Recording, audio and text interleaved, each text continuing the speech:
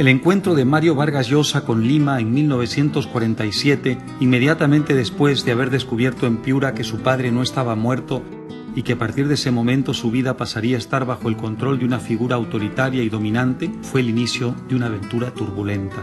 Para contarnos esos primeros años, incluida su pérdida de la fe religiosa tras una experiencia ingrata en el Colegio La Salle, estamos en casa de quien fuera en vida su mejor amigo, el gran pintor Fernando de Sislo, fallecido en 2017 junto a su mujer en un trágico accidente doméstico. Bueno, estamos en casa de Fernando de Sislo en Lima. En esta misma casa viste a Godi, como le decían cariñosamente, pocos meses antes de su muerte, una cena que él te dio aquí en una visita que hiciste a Lima, una cena en la que yo también estuve presente. Es una casa que visitaste muchas veces porque fue quizá tu mejor amigo a lo largo de muchas décadas. Así y es. Me encantaría empezar esta conversación recordándolo. Pues mira, yo lo conocí a Fernando de Sislo el mismo día que conocí a Blanca Varela, que fueron íntimos amigos.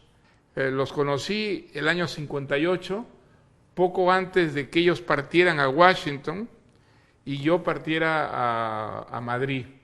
Había muerto el poeta César Moro y yo estaba ayudando a André Coiné a editar los poemas inéditos de Moro y los textos de Moro también, los textos en prosa. Se le ocurrió a Coiné pedirle a Sislo un dibujo para la portada del libro y él partía en esos momentos, ya lo mudaban a Brasil como profesor de español en la Alianza Francesa, y me encargó que viera a Sislo para pedirle, yo no lo conocía a Sislo, me acuerdo que le pedí una entrevista, me la dio, y Blanca y Godi vivían en Santa Beatriz. Fue una amistad a primera vista. Yo los admiraba mucho ya, tanto a Sislo como pintor y a Blanca como poeta, y aunque no nos vimos mucho tiempo después, porque ellos partieron a Washington y yo partí a Europa, la amistad quedó sellada, y luego pues fueron probablemente los amigos que yo vi más, con los que mantuve una amistad sin ninguna cesura, sin ninguna sombra. Coincidimos en muchas cosas, en gustos, en admiraciones, en rechazos. Nuestras coincidencias no solo eran literarias, artísticas, también políticas. Y nunca, digamos, le agradeceré yo bastante a Sislo cuando yo fui candidato, el haberlo dejado todo para trabajar conmigo mañana, tarde y noche en esa campaña electoral. Y bueno, la muerte esta trágica, accidental, pues a mí es una de las impresiones mayores que he tenido yo, por lo súbito y también por lo dramático, lo trágico que fue esa muerte, ¿no? Quisiera que nos retrotraigamos a tu llegada a Lima. Hemos hablado anteriormente de ese shock brutal que recibes al conocer que tu padre está vivo, en ese encuentro en Piura, que es un encuentro brutal y que te marcará para siempre. Y el siguiente paso es que se vienen a Lima, te separan de la familia, de la otra familia con la que en realidad te has criado, y te encuentras en este mundo hostil, complicado. Bueno, y entonces esa es la explicación de que yo detestara Lima, que odiara Lima, tiene que ver mucho con el que me separó mi padre, me separa de mis abuelos, de mis tíos, de la única familia que yo sentía como mía. Entonces, el que me arrancara de esa familia hizo que detestara Lima. Y en Lima, pues claro, yo tuve una vida muy aislada, a diferencia de la que había tenido antes con mi familia materna. Esa época yo la recuerdo como algo siniestro, algo realmente siniestro. Ahora, la pregunta por la gran soledad, ¿no? Claro, la gran soledad que tenía. La pregunta que yo siempre me he hecho es, he tratado, digamos, de instalarme en la cabeza de mi abuela, de tu madre, de Dorita. ¿Por qué ella acepta eso? ¿Ella está enamorada de él? ¿Tiene miedo de seguir viviendo sola? ¿El miedo al que dirán? ¿Qué es lo que hace que ella, sabiendo que está sufriendo, yo creo que mi madre, eso? desde que vio a mi padre, contrajo una pasión que no cesó nunca hasta el final. ¿Tú crees que fue una pasión? A pesar de la dura vida que tuvo con él, a pesar de que pues ella me recordaba el matrimonio, Ellos se casaron en Arequipa, pero inmediatamente se vinieron a vivir a Lima, que había sido un desastre por los celos de mi padre, que era muy, muy celoso, y había vivido también en un aislamiento prácticamente completo. A pesar de todo eso, mi madre nunca tuvo un novio.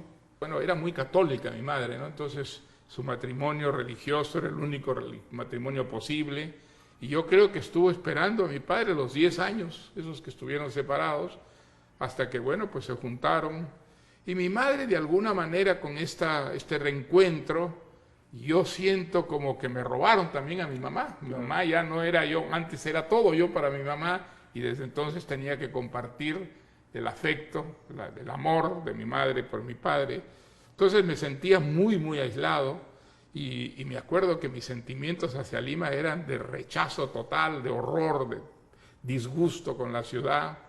Entonces tú estás en La Salle, ¿qué, unos 3 años? Yo estoy en La Salle desde el quinto de primaria, sexto de primaria que había en ese tiempo, Y el de primero de media y el segundo de media. O sea, casi 4 años. O sea, que estoy 4 años, y ahí paso al Colegio Militar Leoncio Prado. Bueno, yo tuve una experiencia, claro, es muy importante que te la mencione. Cuando yo terminé el sexto de primaria, yo era muy religioso en esa época. O sea, todavía en La Salle antes de entrar Era a muy Leoncio Prado. religioso, era muy religioso, y quizá también se reforzó mucho mis convicciones religiosas por el rechazo que tenía mi padre a la cosa católica. Mi padre en el interregno, en los 10 años que estuvo separado con mi madre, estuvo casado con una señora de origen alemán, y se acercó mucho al protestantismo, que era la religión de esta señora. Bueno, pues en el colegio yo era muy creyente, cumplía mucho, iba a misa, comulgaba, me confesaba, y me ocurrió una experiencia que fue muy traumática. Por alguna razón, cuando terminé el sexto de primaria, yo no pude ir a la entrega de las libretas de fin de año. Fui un día después que mis amigos, mis compañeros de colegio, cuando ya el colegio estaba vacío, y entonces el hermano de la clase, que se llamaba el hermano Leoncio, era un francés, él me dijo, sube, y me llevó al último piso del Colegio La Salle, que era donde vivían los hermanos y donde jamás subían los estudiantes. Y me acuerdo que pues estaba nervioso, estaba como sobreexcitado. Yo tuve una sensación rara desde el primer momento cuando me dijo sube, y entonces de pronto abre una puerta y era su cuarto. Y entonces me hace pasar a su cuarto, y entonces yo lo sentía muy cerca mío, y como nervioso, como sobreexcitado. Y entonces abrió un cajón y sacó unas revistas, y eran unas revistas de mujeres calatas, de mujeres semidesnudas, que era una revista mexicana que se llamaba Bea. Y me acuerdo que ante mi asombro, mi espanto, me pasa esta revista, y entonces yo no sabía qué hacer con la revista en la mano. Estaba pues nerviosísimo, asustado, y de pronto siento la mano del hermano Leoncio en mi bragueta. Pues trataba de masturbarme o no sé qué cosas decía, ya no sé, me acuerdo lo que decía, pero me acuerdo que yo le di un empujón, y me acuerdo que me puse a gritar. Y entonces se puso nerviosísimo y abrió rápidamente la puerta y me dijo, cálmate, cálmate, ¿qué te pasa? Y fue muy divertido porque ocurrieron dos cosas. El año siguiente, cuando yo estaba en primero de media, en los recreos, que yo me cruzaba muchas veces con él, yo lo veía que se ponía nerviosísimo cuando me veía, se ponía muy incómodo y se apartaba. Y después me di cuenta que yo estaba dejando de creer, que iba a la misa, que rezaba, pero que en el fondo no creía, que esto era una cosa que se convirtió en algo puramente mecánico. Bueno, y de pronto, un buen día, me dije, eso no se atrevía a decírselo a nadie, ya no creo. Yo no creo que Dios exista, yo no creo que esta sea la verdadera religión, ni muchísimo menos. Yo no se lo conté absolutamente a nadie. Hombre, mucho después yo me atreví a hablar de eso con el tío Lucho, por ejemplo, ¿no? Con mi tío Lucho, que era también bastante agnóstico, digamos, ¿no? Con él yo me atrevía, pero, por ejemplo, en el barrio, donde todos los chicos eran muy creyentes, pues yo no me atrevía simplemente a decirles eso, y seguía yendo a misa y seguía, digamos, aparentando las formas de la religión, pero había dejado de creer, y fue algo que el hermano Leoncio, sin saberlo, En cierta forma me provocó. curó prácticamente de toda preocupación religiosa.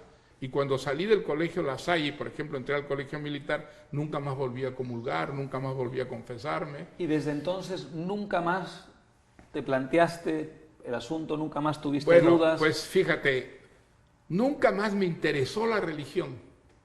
Me parecía que la religión era una especie de rito vacío que llenaba el temor de la gente, el temor al más allá, y que cumplía una función, pues en ese sentido, más bien útil para la mayor parte de la gente, ¿no? Pero yo vivía sin religión y no tenía la menor preocupación con el más allá, tenía la sensación de que esta era la única vida posible, y que no me importaba mucho, digamos, lo que ocurriera después de la muerte.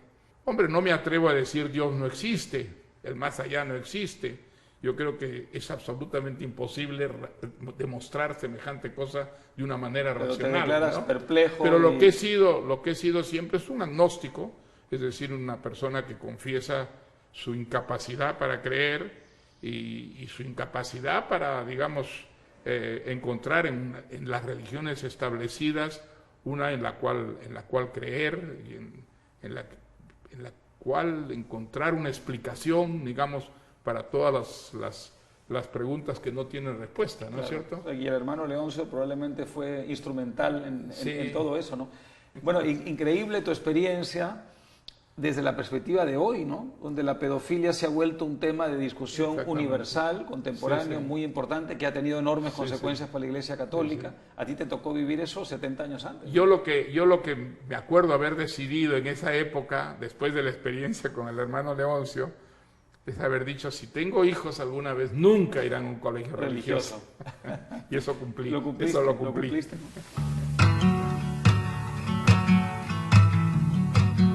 A los 14 años, mi abuelo Ernesto Vargas, convencido de que mi padre necesitaba una férrea disciplina autoritaria que acabara con lo que él llamaba la mariconería de su afición por la literatura y la protección de los Llosa, decide enviar a Mario Vargas Llosa a estudiar al Colegio Militar Leoncio Prado en el barrio de La Perla. Eran ya los años 50, los tiempos de la dictadura de Manuel Odría, y pocas instituciones en Lima encerraban entre sus paredes la complejidad social, los enconos y violencias de la vida peruana como ese colegio. Lo que Ernesto Vargas no sospechaba es que en lo que respecta a sus intenciones para con mi padre, mandándolo allí, le saldría el tiro por la culata. Bueno, pues estamos en un escenario importantísimo en tu vida y en tu obra, nada menos que en el Leoncio Prado. ¿Por qué no empezamos por el comienzo? ¿Cómo así terminaste en el Leoncio Prado? ¿Por qué viniste a estudiar el Leoncio Prado? Pues yo creo que fue fundamentalmente por mi padre. Mi padre veía con mucha ansiedad, para no decir temor o pánico, mi vocación literaria. Como yo escribía cuentecitos, poemas, entonces mi padre veía ahí una vocación literaria y eso lo aterraba, pensaba que eso era un fracaso seguro en la vida. Además asociaba mucho la vocación literaria a la bohemia, a la homosexualidad, tenía una idea muy deprimente de la literatura, y entonces pensó que un colegio militar era la fórmula que podía realmente liberarme de ese tipo de inquietudes, y hacer de mí una persona más viril, ¿no? Y entonces pues así fue que entré al Colegio Militar Leoncio Prado. Ocurrió todo lo contrario, porque la verdad es que yo tenía, más bien entre las cosas que se me ocurrían, la idea de ser marino, entrar a la escuela naval, quizá por las aventuras que había leído, las aventuras marineras siempre me atraían muchísimo, y aquí descubrí que la vocación militar pues no era la mía para nada, y aquí en realidad no renuncié a la literatura para nada, porque aquí leí muchísimo, estuve muchas veces castigado y aprovechaba sobre todo los sábados y domingos para leer mucho. Recuerdo haber leído, por ejemplo, Los Miserables, que es un libro que me marcó profundamente. Y además me convertí en un escritor un poco profesional, porque escribía cartas a las enamoradas de los cadetes que recibían cartas y no sabían cómo responderles, pues yo me convertí en un escritor profesional, escribía cartitas y escribía novelitas pornográficas de pocas páginas. ¿Por encargo o era...? No, las vendía. Hablaste de los castigos que aprovechabas para leer. ¿En qué consistían los castigos? Bueno, ¿Y por qué los lo castigaban castigos, a uno, los por ejemplo? castigos, pues había toda una panoplia, un abanico de castigos. Los ángulos rectos, por ejemplo. Ángulos rectos era una patada en el trasero que tenías que doblarte en dos. Nosotros preferíamos esos castigos físicos. Lo terrible eran los castigos que te impedían la salida los sábados y domingos. En esa época, con 8 puntos ya no salías el sábado. Y con 15 puntos ya no salías sábado y domingo. Y entonces tenías que esperar hasta la siguiente semana. O sea, 15 días te pasabas sin salir. Bueno, pues yo estuve muchas veces castigado. Y esos fines de semana los aprovechaba para leer sin descanso. O sea que tengo muy, muy buenos recuerdos de las lecturas de esos fines de semana. Exactamente lo contrario de lo que tu padre creía que iba a ocurrir. Exactamente todo lo contrario. Y no solamente eso, sino que además la experiencia de Leoncio Prado te sirvió fue muchísimo, claro. La experiencia gracias a la cual escribí mi primera novela, ¿no? Aquí yo descubrí la diversidad del Perú, las tremendas, digamos, los prejuicios, los enconos, los resentimientos que cada uno atraía, en fin. Pero tú aprendías a conocer una realidad que no conocías en el mundo en el que habías estado antes, ¿no? Entonces, fue un aprendizaje muy, muy interesante. Yo creo que, digamos, en cierta forma, la idea de mi padre de que aquí yo me fortalecería mucho, pues llegó a ser una verdad, ¿no? Una verdad no exactamente en el sentido que él había planeado, pero sí creo que aprendí muchísimas cosas y hay una cierta, digamos, disciplina en la manera de vivir que probablemente yo adquirí aquí en el colegio. Hay gente que también, dice que ¿no? tu disciplina literaria en realidad es una disciplina casi militar. Casi militar. ¿Sí? Eso es muy posible. Sí, ¿Cómo sí, recuerdas posible. un día típico en esa época? Un día típico tuyo. Pues en el mira, un día Central. típico, a 6 de la mañana tocaba la diana, a las 6 de la mañana teníamos que saltar de las camas, y lavarnos rápidamente, formar, tomábamos desayuno, y luego comenzaban las clases inmediatamente después. Y entonces teníamos clases hasta las 12 del día, a esa hora salíamos y había que almorzar, formábamos para almorzar, y luego de almuerzo teníamos un tiempo libre, que era generalmente 1 hora, y luego volvíamos a tener clases. Todo eso estaba mezclado con ejercicios físicos, teníamos muchos ejercicios físicos. Yo formé parte, por ejemplo, del equipo de natación. Estaba a nadar desde el muy chico, único, ¿no? el único deporte en el que no fui muy malo era la natación. Y entonces me acuerdo que formé parte del equipo del colegio. Y después teníamos los fines de semana, teníamos maniobras militares en los alrededores del colegio. El colegio estaba completamente aislado, estaba rodeado de chacras, de descampados. Entonces podíamos hacer las maniobras ahí. Los sábados en la mañana generalmente salíamos muy temprano y luego ese día, a mediodía, era la salida, que era el gran día de la semana, salvo para los consignados, que veíamos con mucha tristeza partir a los cadetes y tenían que sábados y domingos. Y regresaban el domingo, si se podían ir el sábado en la mañana. El domingo en la noche, a las 10 de la noche, se cerraba el colegio. Y después, digamos, había pues el mundo de las picardías, el salir del colegio a escondidas, se escapaban para ir a un cine. Eso era muy arriesgado porque, digamos, te expulsaban, ¿no? Claro. Te expulsaban. Si te pescaban saliendo del colegio a un cine o a una fiesta, pues te expulsaban. Entonces, realmente te jugabas allí, te jugabas la existencia del colegio. Y después, digamos, había mucho compañerismo, mucha fraternidad, ¿no? Como vivíamos juntos aquí, entonces se llegaba a crear una especie de fraternidad, estabas muy orgulloso de estar en el colegio militar, eso te inculcaba muchísimo, ¿no? La idea de que ser en colegio militar era un privilegiado en cierta forma. ¿Recuerdas si las anécdotas centrales de la Ciudad de los Perros tienen alguna génesis, digamos, aunque sea vaga, el robo de un examen? Algunos de los personajes están inspirados en compañeros. Vagamente. Vagamente. La anécdota del robo de un examen, eso, por ejemplo, ¿recuerdas? No, eso es un invento total. Es un invento total. que yo recuerde nunca hubo un robo de un examen. ¿El accidente o no? El de un accidente cadete, sí, eso el accidente, lo peor que de mi recuerdo, peor, fue el bautizo. El bautizo, el día cuando entrábamos, los del tercer año, pues éramos los perros, ¿no? Entonces, entrábamos y en la mañana, pues había discursos, el coronel hablaba, el capitán de la compañía hablaba, y después nos llevaban a almorzar. Y después, esa era el ritual en esa época, los oficiales desaparecían todos los oficiales, y entonces salíamos nosotros, y por supuesto los de cuarto estaban esperándonos. Y entonces estábamos en manos de los de cuarto hasta la noche, ya los oficiales no aparecían, y entonces te sometían pues a pruebas que eran bastante brutales. A mí, por ejemplo, me preguntaron, ¿qué deporte practica usted, perro? Entonces yo le dije, pues natación, mi cadete. Ah, natación, pues muy bien, perfecto. Entonces me llevaron al estadio y me hicieron nadar de espaldas en la pista de atletismo. Sobre tierra. Toda la vuelta íntegra, 400 metros, ¿sabes? Y después se hacían, algunas de esas cosas cuento yo en la ciudad de los perros. Me acuerdo, pues al final te sentías horriblemente mal, ¿no? Y entonces vino otro perro que era de los más chiquitos, seguramente hasta las últimas secciones. Y entonces, a ver, nos pusieron ahí en 4 patas. Y nos dijeron, ¿qué hacen los perros cuando se encuentran en la calle? Pues se ladran. Ah, pues entonces ládrense. Pues. Y después, ¿qué más? ¿Qué más hacen? Se lamen, ¿no es cierto? Lámanse, pues. Muy desagradable.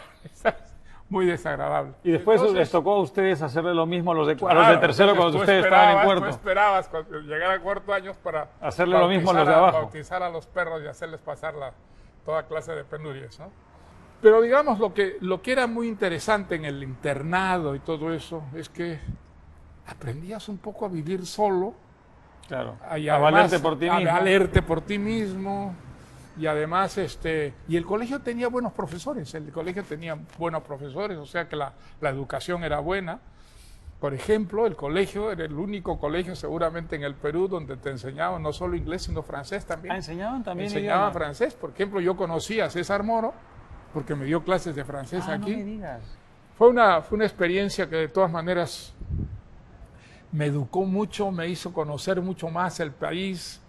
Y aunque la pasé muy mal, porque la pasé muy, muy mal, ¿no? Yo no había vivido, digamos, en esa violencia, claro.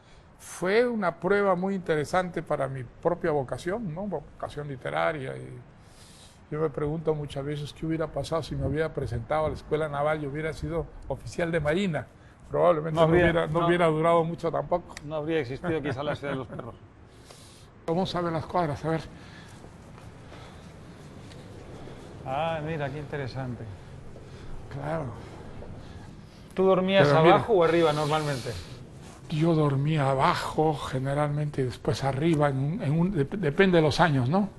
En mi época, la broma peor que te podían hacer los compañeros era hacer una cosa que llamaban la cama recta. Claro. La cama recta era cuando tú te ibas a acostar, de pronto descubrías que no podías estirar las piernas porque te habían doblado y tenías que deshacer la cama para tenías que deshacer íntegramente la cama.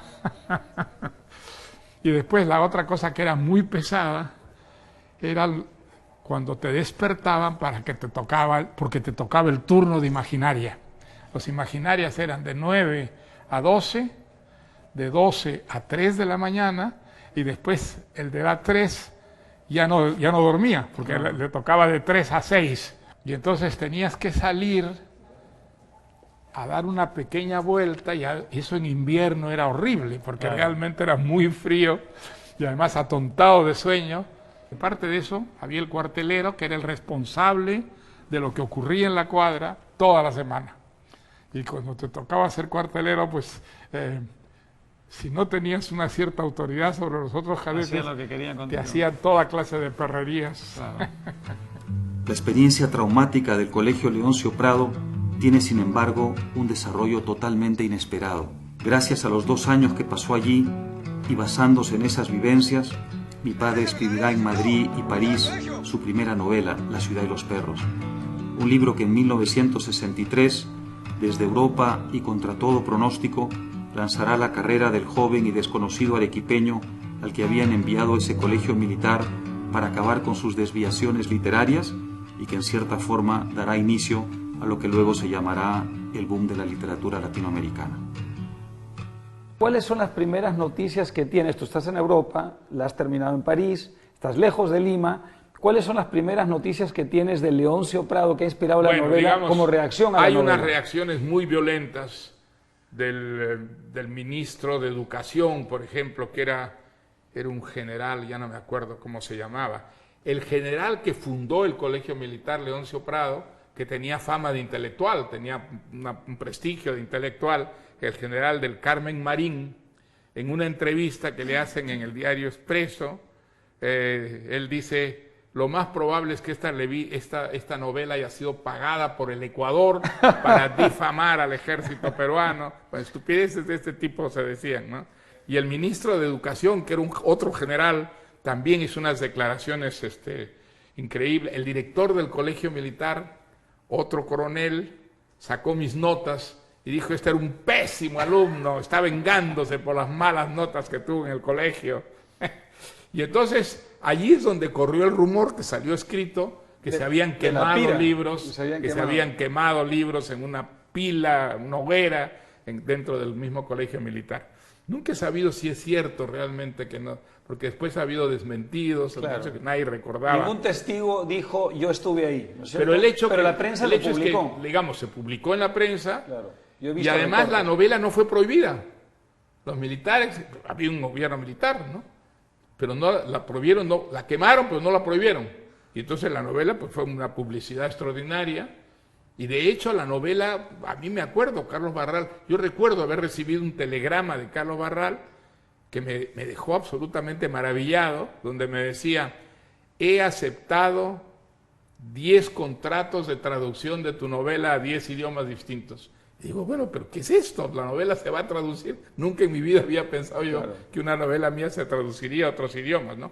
En fin, fue un éxito enorme la novela, circuló muchísimo, se tradujo a muchas lenguas. Y entonces yo, maravillado, porque eso sí que realmente no lo esperaba, empecé a recibir derechos de autor. Claro. Derechos de autor ya. Que encima te pagaran por eso, ¿no? Que encima me pagaran, ¿Algún compañero de tu promoción de Leoncio Prado reaccionó a la novela, te hizo saber si le gustó, si no le gustó, si se sentía ofendido, si no se sentía ofendido? Sí, algunos me escribieron. No, nadie se sintió ofendido. Algunos hacían comentarios más bien cómicos, porque reconocían a los personajes. Como personajes, claro. Reconocían a los personajes, sí, sí. El personaje, no te voy a preguntar por todos los personajes, pero un personaje del que se ha hablado mucho y que es un personaje pues emblemático de la novela, porque además hay la duda de si mató o no mató al esclavo, que es el personaje del jaguar. ¿Está inspirado en algún personaje? Está inspirado en un personaje, pero no hubo ningún crimen y no hubo ninguna muerte en los años que yo estuve en el Leoncio Prado. Digamos, todo eso es inventado.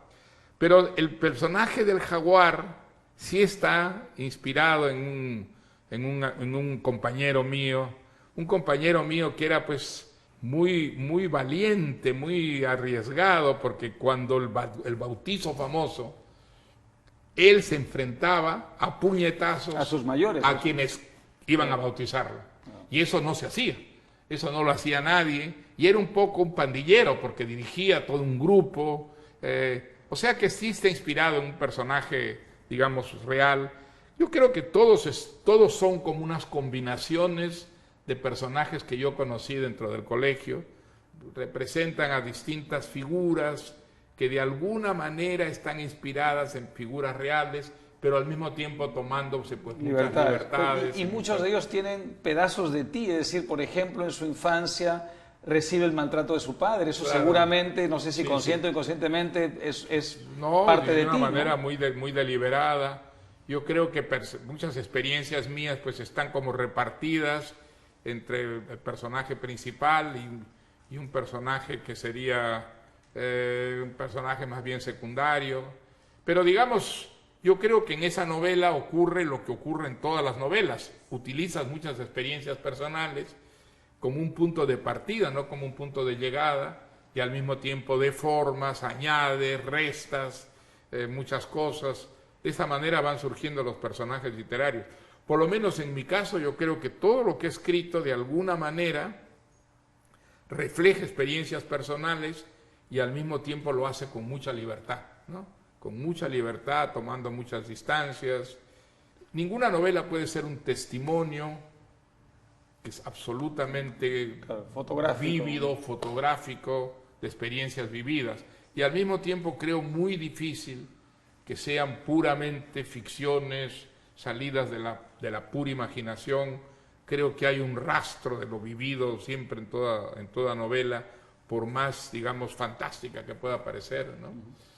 Creo que ese es el caso de la literatura. La literatura en general creo que expresa la vida, pero expresa algo más, un añadido a la vida que no está en la vida misma y que es lo típicamente literario de una ficción.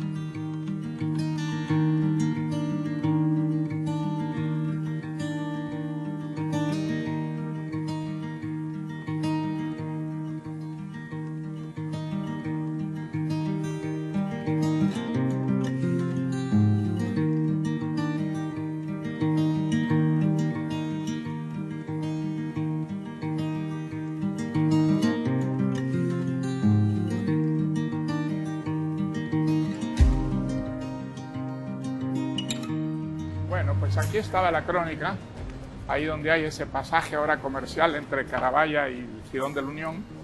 Había un viejo edificio que tal vez era colonial, que ocupaba enteramente la crónica. La crónica era un periódico que se caracterizaba mucho por lo destacadas que eran las noticias policiales, la crónica roja. Claro. Aunque después eso alcanzó, digamos, unas proporciones ya escandalosas, probablemente la crónica fue el primero en explotar mucho las noticias sensacionalistas, de delincuentes, de asesinatos, el edificio estaba aquí. El edificio estaba aquí, era un edificio muy antiguo, quizá colonial, y es muy divertido porque cuando subíamos las escaleras hacia el primer piso, que era la redacción, temblaba, crujían un poco y parecía que se venían abajo. Y estos fueron los 4 meses, comencé en diciembre del año 51, enero, febrero y marzo del año 52. O sea, al final de tu penúltimo año de colegio, antes de empezar el último año de colegio. Exactamente, porque yo trabajé aquí y me aficioné muchísimo al periodismo y me aficioné muchísimo a la vida bohemia que llevaban los periodistas en esa época, que era una cosa general. Generalmente estábamos aquí hasta que imprimían el primer periódico.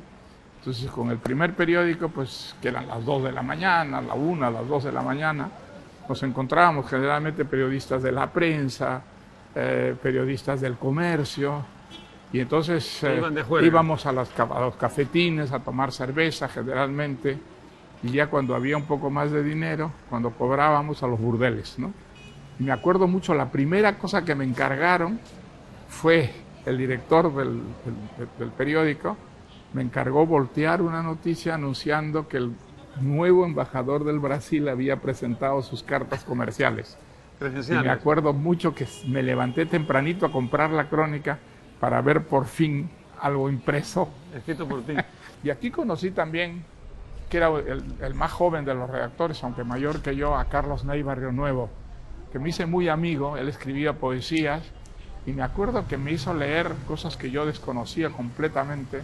Yo creo que descubrí, por ejemplo, gracias a Carlos Ney Barrio, que acaba de morir, y yo sé de paso ha muerto hace pocos meses, a Vallejo. Yo no lo había leído, a César Vallejo no lo había leído, y creo que fue por Carlos Ney, que me hizo leer a Sartre, por ejemplo. Los cuentos la infancia de un jefe, y después Heróstrato, los cuentos yo creo que los leí gracias a Carlos Ney, por Carlos Ney, sí. Nos hicimos muy amigos, y era, pues, dentro de todos los periodistas, el más lector, el que tenía una vocación literaria, porque escribía poesía, aunque creo que nunca llegó a publicar. Y después lo seguí viendo de todas maneras, ya de una manera más esporádica. En la crónica, digamos, ¿tú habías ingresado por una recomendación de un amigo de tu padre? No, por mi padre. ¿Él mismo? Por mi padre. Mi padre dirigía, era el gerente general de una agencia internacional de noticias que se llamaba la International News Service. Y tenía, la crónica tenía el monopolio, tenía la exclusividad en el Perú. Entonces, es por eso que me hizo entrar mi padre a la crónica. Habló con el director y el director, pues, sí, entonces...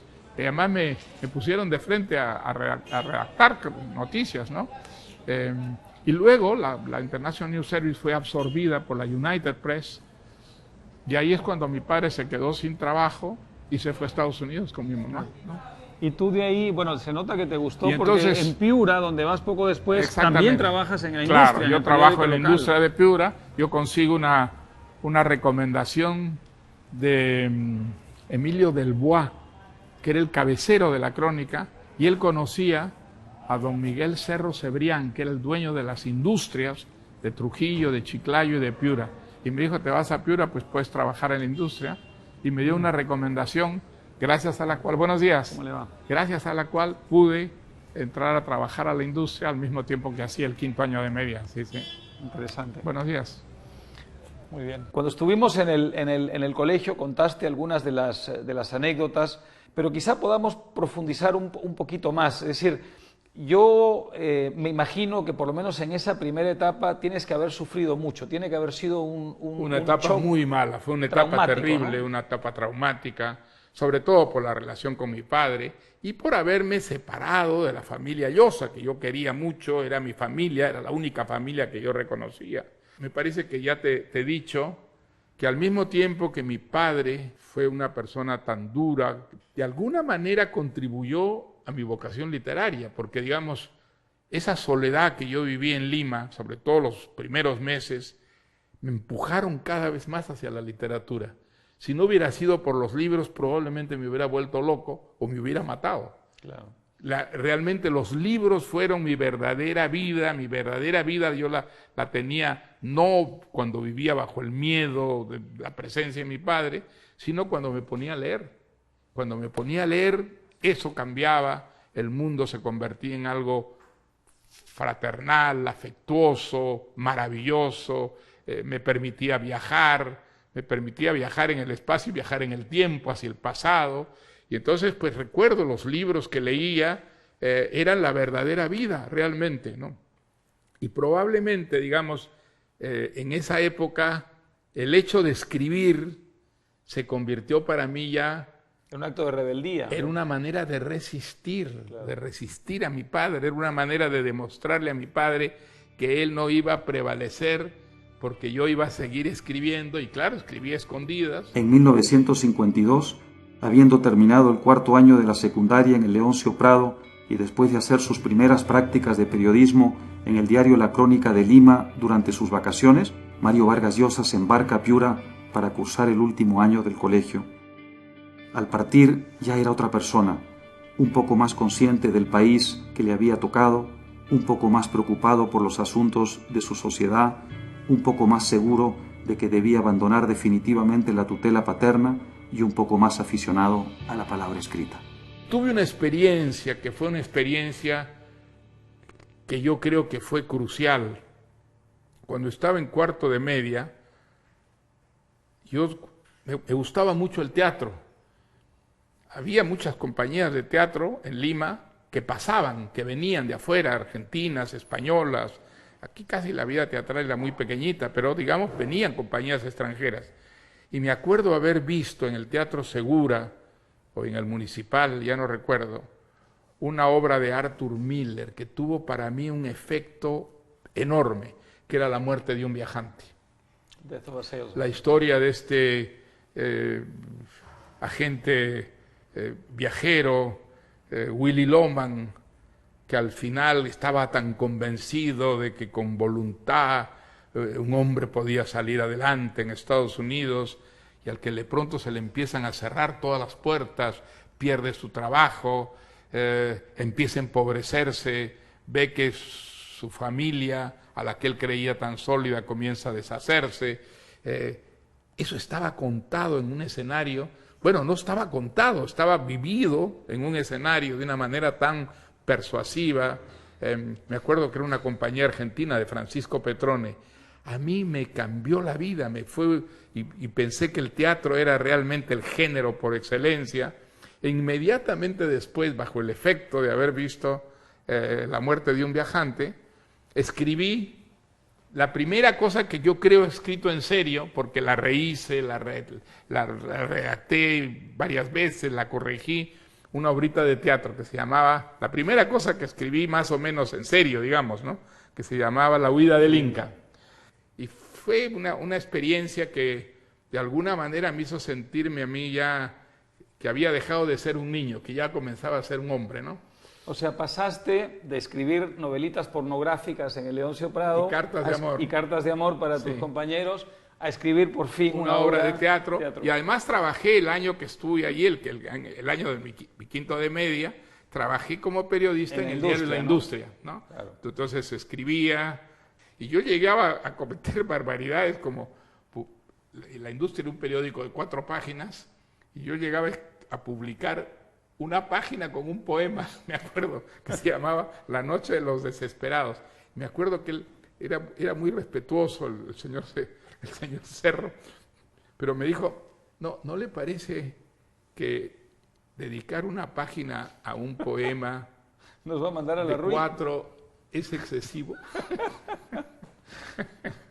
Pero en fin, fue un año feliz, fue un año que de alguna manera me desagravió de todos los años esos difíciles que había pasado en Lima, y cuando salí de Piura había decidido entrar a San Marcos. Mi madre quería mucho que fuera a la Universidad Católica, pero yo me empeñé y fui a San Marcos, y desde luego no me arrepiento para nada de haber estado en San Marcos. ¿Sí? La pregunta que te quería hacer, y seguramente no es fácil responderla, es ¿en qué momento nace una preocupación política? Tú estás en el Leoncio Prado, todavía muy joven, pero estás en una institución militar, ha habido el golpe de Estado de Odría, seguramente en tu casa se ha hablado de eso. Yo creo que nace el año en Piura, ese año que estuve en Piura. Al salir de Leoncio Prado. Al salir de Leoncio Prado, yo leo, sobre todo, bueno, había leído a Sartre, había leído a Camus, pero mi toma de conciencia política viene, yo creo, en Piura, el año de 1950. Había leído ese libro, que fue un libro muy decisivo en mi vida,